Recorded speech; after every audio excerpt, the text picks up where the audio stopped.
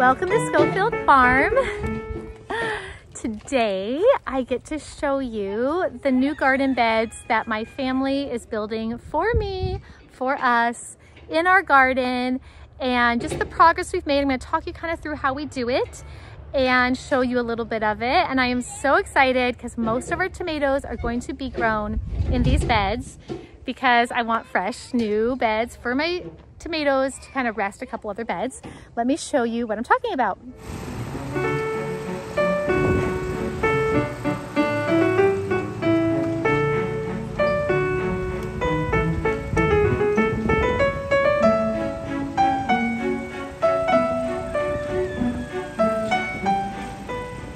These are two 12 by 4 foot redwood beds. Each of the boards are 1 inch thick, and they are 1 inch thick, 12 inches tall. Super sturdy, should last a very long time. And we actually always put hardware cloth underneath. Let's see if I can show you that. If you look down here under what we have there actually is metal hardware cloth. That is to deal with tunneling critters that attack our beds. And all of our beds have this underneath. We actually staple it all the way around so they can't get through it. An example of why we do that is over here, my peas, one of my tomatillos, and my ground cherry were completely dug up by something. I do not have hardware cloth under this bed. You can see one of the hole tunnels right there. And we tried to set a trap over here for ground squirrels, have not caught anything yet. But that is why we put hardware cloth under our beds, all of our raised beds. And it's making me think I probably can't grow anything over there this year. We like to use culture method, which is a method usually done on in-ground beds where you kind of make a mound with sticks and logs, and then we fill in with fresh wood chips that actually still have the pine needles and the leaves in them. We fill in the little gaps. We will put compost down. We will put a nice rich topsoil down that we got at a local gardening center, a local landscaping supply center. And then after we plant our plants, we will mulch with wood chips on top. So what you see in here is the layer of logs. There are branches, and then there are the wood chips that still have the leaves. And some of these places right here, my kids are getting another load of wood chips to kind of bring it up to a whole level type of area. Now, before we have done culture in other beds, and we weren't quite as thorough as getting in the gaps on the bottom. And so this is kind of a new method of putting the wood chips to fill in the gaps. We've had a lot of settling over the years, but we've had a lot of fruitfulness from any bed we've done culture method. There's a whole debate out there on it, and I'm not gonna go into all the pros and cons except to say in our personal experience, which I know is anecdotal, it has been very fruitful. Our garden beds have done really well. The only negative I would say is having to raise the soil level by adding compost or a nice rich garden soil every season, every other season. So I wouldn't really say, since we have to replenish the beds, that it's necessarily a cost savings as much as it is a delayed cost that you can gradually do. But really that breaking down the bottom of the logs and the different matter, the organic matter, it kind of warms the bed a little bit. I feel like it has helped our beds thrive better, especially like peppers thrive earlier, as they really, really like warm soil. They really like a warm environment to grow well. So we've been very pleased, which is why we're doing these two new beds in the same fashion. I think all of our beds in our garden, except our original two, we did culture method of filling them. And then we have worked at raising the soil every year.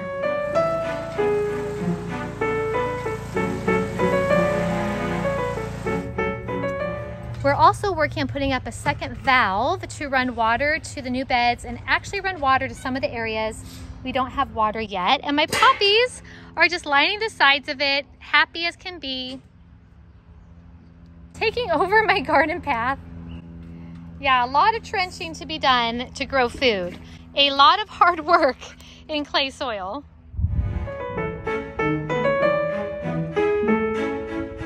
So from this angle, you can see that we will have these beds on the other side of one of our arch trellises. That way we can grow things up both sides that can meet in the middle and go back down, and it will be absolutely lovely when it's finished. I can't wait to show you this in about August when everything is vining beautiful. Thanks for your help. So we're gonna fill in every nook and cranny, every place there's a low spot. That way we'll hopefully prevent some of that settling that we see each season. It won't totally get rid of it, but it will help the soil level not drop as much. These strawberry blonde calendula are gorgeous, but they also dropped a ton of volunteers I'm gonna have to sacrifice. So sad. I probably should move them into cups and see if anybody local wants to buy them, because there are a ton of them. If you enjoy our content, I would love for you to hit the like button so more people can see our videos, and also if you would subscribe, that way you are notified when we put up future videos and you won't miss them.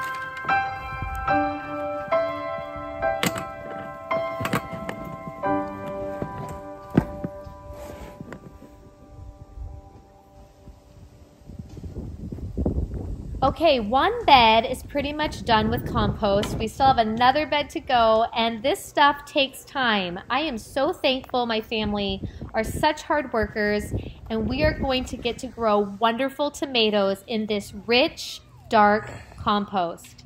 Look at those worms. I mean, this is absolutely fabulous.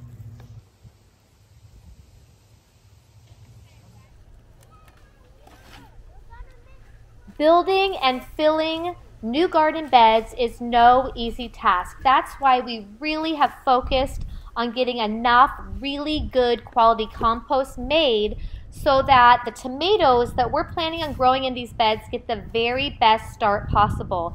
I am so excited about all the worms. I just know that this is going to have so much fruit, and I get to share this with you really soon because you all know how fast tomatoes grow.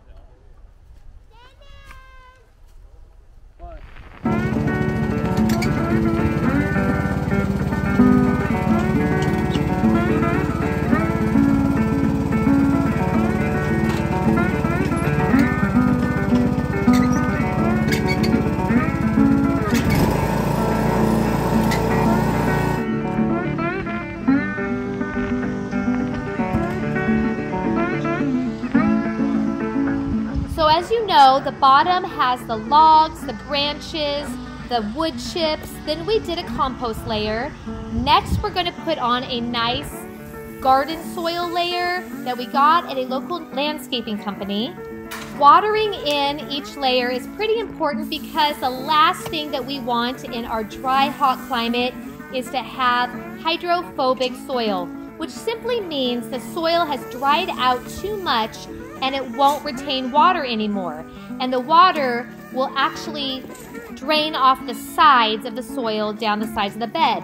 So every single layer we like to get wet, then we like to put the next layer on, and so on until we actually plant out our plants.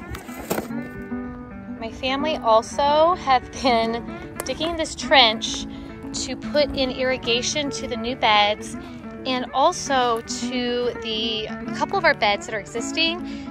Never had very good pressure, and then we had some freestanding stuff that never had irrigation.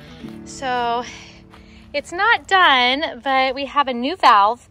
There'll be 2 different valves that serve this place. And look at this fun gift.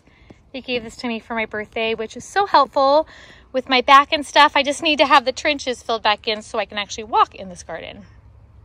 2 new garden beds built. What an incredible gift from my family. You know, what I would watch next is this video right here where we finally start planting one of my favorite things to eat. I'll see you over there.